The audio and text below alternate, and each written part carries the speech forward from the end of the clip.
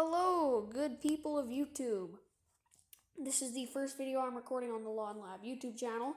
Today I'm going to be doing a review on the Benchmark EXi725 with a Briggs & Stratton engine, 163 cc's, rear-wheel drive with adjustable speeds. Now, I would like to mention that the mulcher on this model came pre-installed, but I will show you how to reinstall that if it doesn't for you. So, coming off to the front, first thing you're going to notice is that you have a one-handle speed or height adjustment. It goes all the way from 1 1/4 inches, I believe, up to 4 1/4 inches. Those aren't exact numbers. That's just, I'm pretty sure what that is. I'm just gonna leave it right there for now. Now, in the bagger, at least mine, came with a side discharge, your mulcher, and your small engine oil. Now it takes the whole bottle, and keep in mind, I've only had this lawnmower for a day, and you just pour it all right in here. It's only a quarter turn, don't overturn it. And let the oil sit, make sure you know everything's good, everything's great. Now I'm going to get back over here, and I'm first going to show you how to put in the mulcher. It's actually really simple. It just looks a lot more tricky than it is. First thing you're going to do is fold up the back flap where the bagger would go. And of course I'm going to have to hold this open. And this only goes in one way. You just take it, put it in. And you close that. And then you're good to mulch. For the side discharge, it is basically like any other side discharge. You just fold this flap up, put these hooks on the metal crossbeam thingies.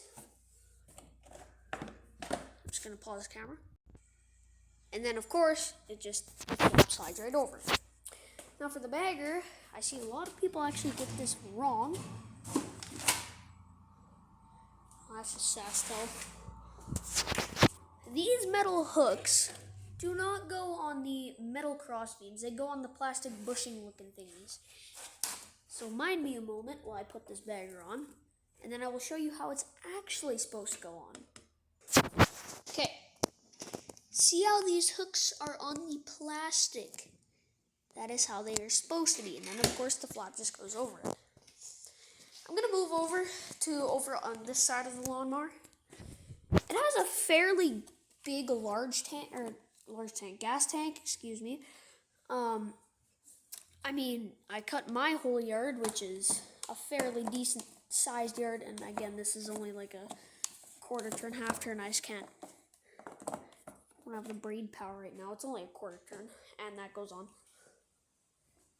And for the air filter, again, I cut my own yard, and I only burned about half a tank. For the oil filter, stupid mosquitoes, this just pops up at the very top here and out. It's kind of painful. Now that it's off, you're going to take this off, and you're going to realize that it has a foam pre-filter and a paper filter. The foam goes over the paper, not the plastic, not anything. The foam goes over the paper filter. Of course, it's got your choke thingy in there, your carburetor mouth, and then this just slits on there, and it goes on like kind of diagonally. And then these two little hooks align with little ports down here, and it's just as much of a pain in the ass to get on as this take off. Sometimes it loves to just slide off. But now we're on. I like to give her a little pull. As you can see here, it does have a spring to kind of give you some sort of suspension. Now, I've only had this lawnmower for one day. So far, I'm loving it. That's not coming from like testing out for leaf season or anything. That's just me speaking as of a first day review. I gotta blow the end of that bag off. It's got dust and shit all over it. I'm thinking there is sort of some adjustment right here. Obviously, I'm not gonna play with those right now because, well, I don't want it broken. And one more thing, well, actually a few more things. When we bought this, there are little like adjuster thingies here. They tend to come loose a little bit.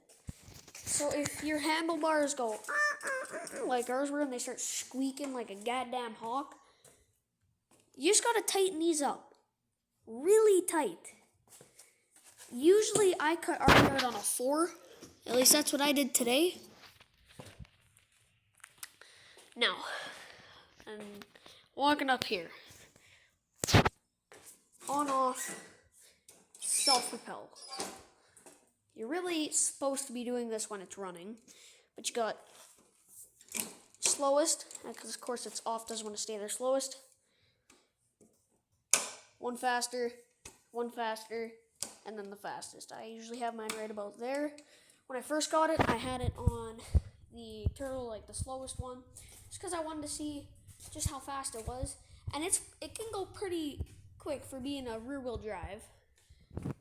Now, let's get the specs on these wheels. The wheels are,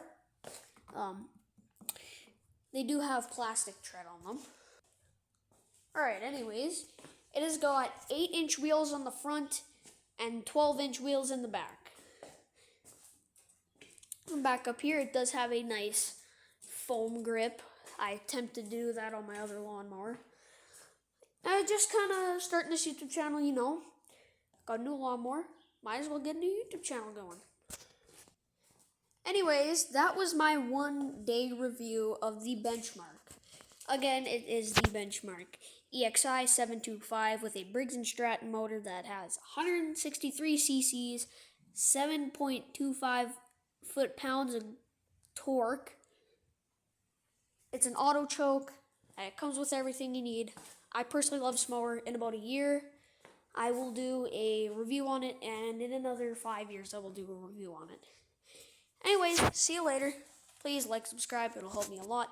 Thanks.